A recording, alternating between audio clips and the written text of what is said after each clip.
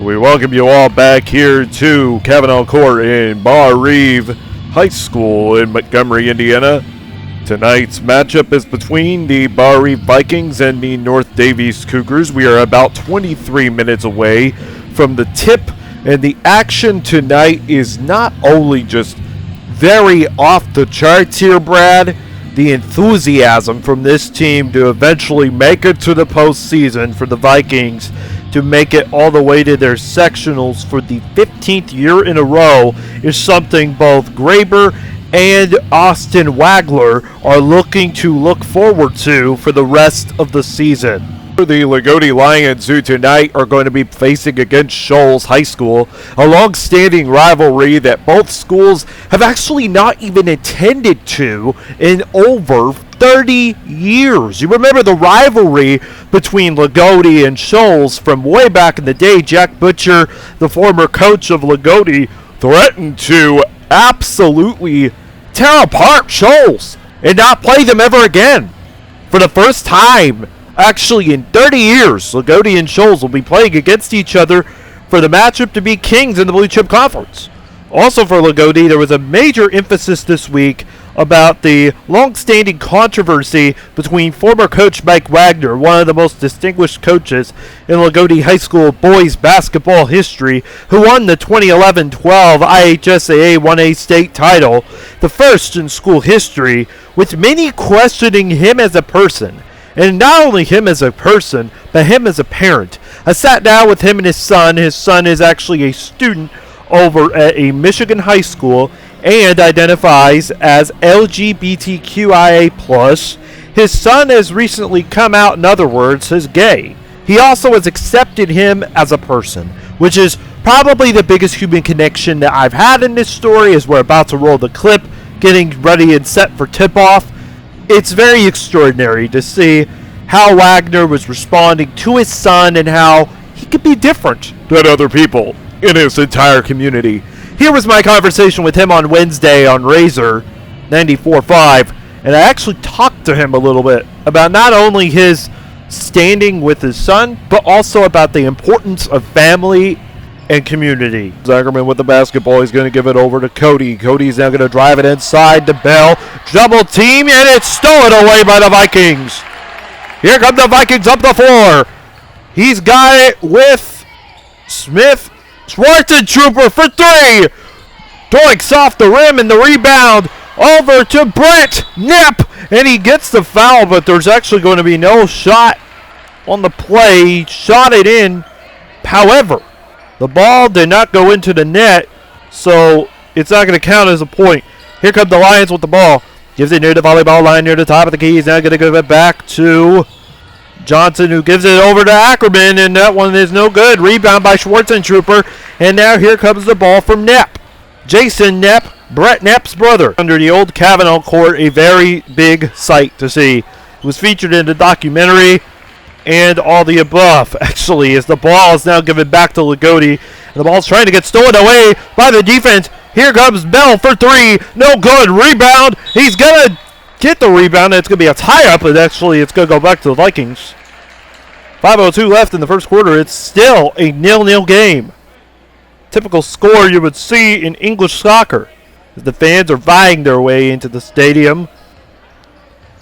Here comes Bar Reeve with the basketball. Schwarzentrooper has it, gives it over to Brett Knapp. Here comes Knapp with the ball. He's dribbled it out of bounds, and it's actually going to go back to the Vikings. Actually, no, it's going to go back to the Lions. And that right there is going to lead to the Lions' first ever foul of the game. Here comes Schwarzentrooper with the ball. He's going to dish it back. Pulls off a Philly. Philly gives it over to the Philly cheesesteak, and right there is Knapp for the first 2 points of the game. 4:37 left to go in the first quarter, and we finally have our first points of the game. Here comes Ackerman, gives over to Bell.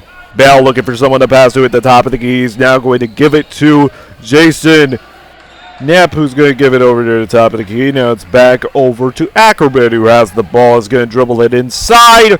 He puts it up, and there's a foul on Bar Reeve. A guy is down, but he is able to get up. And the foul is going to be on Schwarzentrooper, his first foul of the game. he's not really the type to get a lot of fouls in this one, especially in any game he's played this season. Last week against Eastern Green, he had 4 fouls, which for the rest of the year he had 0. First shot is in by Bell. It was a really good free throw shooter. 7 for 7 in his last 3 games from the free throw line, including a big, close victory over Evansville Bossy. And here come the Vikings with the basketball. Schwartz and Trooper with 1 foul today has it. He's right on the logo. He's advancing towards inside. He's not going to give it to Jason for 3. And that one's no good. And that one's actually going to now go back to Lagodi. And there's a foul on the play. 4:01 left. The score is tied at 2 with the 2 free throws shot in by the Lions. Last night, it seemed as if Fort Wayne and Ivy Tech were going through a bitter matchup against each other, but if it wasn't for Jacqueline Keys, who actually hit the top of the key three-pointer to beat the Fort Wayne Elephants last night, it would have absolutely turned into something upon anything that we've ever seen before. It was a 63-60 win with a very small crowd in attendance. But if it wasn't for the stops of Natalie Schwartzman, there would have been no way Ivy Tech would have even given a close shot against Fort Wayne. Now you have to remember that these two teams faced off against each other over 10 years ago. And Fort Wayne took charge in the game, winning the exhibition match over a local high school. Now it seemed as if Ivy Tech last night with Jacqueline, who went 17 for 17 and hit nearly 3 to 5 assists to her big girl Natalie Schwartz. It was no match in stopping Fort Wayne on defense. However, Natalie was able to capitalize on not only her performance, but she was able to talk to me after the game about the 63-60 buzzer beater and about how her teammates not only encouraged her to be the best version of herself, but also created her to be the woman that she has become through her 2 years at Ivy Tech, not just in basketball, but also in academics. Leading 1-0, Jackson State this year have 9 new freshmen and some transfer students. But Coach Garvey emphasized to me that the upperclassmen have stepped up a lot, especially during the offseason. One girl that stood out, she had 1 kill today, and that was Lena Kinderman, who wowed the coaches at their first preseason game against UAB. But now it has to take more, Garvey said, for all the upperclassmen to step up and step into leadership roles, which is a goal that he has this season. Back to you guys. Thanks, Kelsey. For this edition of Historic Hoosier, we will be profiling the playing career of former IU softball star Monica Armendariz.